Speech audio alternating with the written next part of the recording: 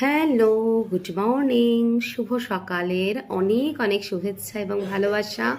আজ বুধবার, আজ আমার জন্মবার। এইভাবে আজকে দিনটা শুরু করি, আজ জন্মবার ভেবেই। তো যাই হোক, ঘুম থেকে উঠে শীতকালে যেটা করি আমি ভাবলাম আজকে সেটাই তোমাদের সাথে শেয়ার করি। যদি তোমাদের কিছু উপকার হয়, যদি তোমরাও ফলো করো আমার যে উপকার, আমি তো উপকার আমার পাই আর কি, এটাই যার জন্য ভাবলাম তোমাদের সাথে শেয়ার করি, যদি তোমাদের উপকার হয় ওই জন্য। দেখো, ঘুম থেকে উঠে প্রথমে তো এমটি স্টমাকে আমি থাইরয়েড মেডিসিনটা খেয়ে নিই। খেয়ে নিয়ে আমি এক্ষুনি খেয়েছি 1 কাপ গরম জল, তো খেয়ে নিয়েছি।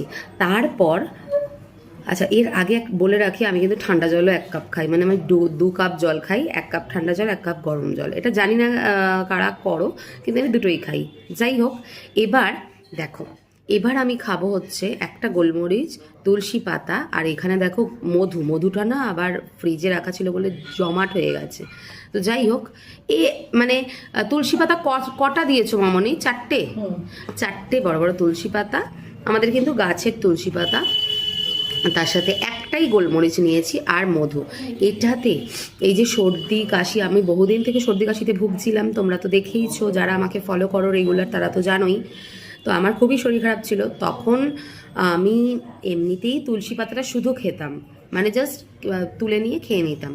কিন্তু না, এখন তুলসী পাতাটার সাথে একটা করে গোলমরিচ আর মধুটাও খাচ্ছি। এতে সত্যি খুব উপকার গো। সর্দিগুলো পুরো বেরিয়ে যাবে তোমার, মানে কোনোভাবেই সর্দি চেস্টে বসে থাকবে না। অনেকেরই হয় মাথায় বসে যায়, চেস্টে বসে সর্দি, এটা হবে না। সর্দির জন্য খুব উপকারী, তোমরা একটু গুগলে সার্চ করে নাও, তোমরাও বুঝতে পারবে এটা কতটা উপকারী।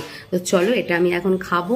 আমি ভাবলাম এটা তোমাদের সাথে শেয়ার করি, যদি তোমাদের কিছু উপকার হয়। তো কারা কারা এরকম ঘুম থেকে উঠেই খালি পেটে মানে এই তুলসী পাতা খেয়ে থাকো, অবশ্যই জানিও।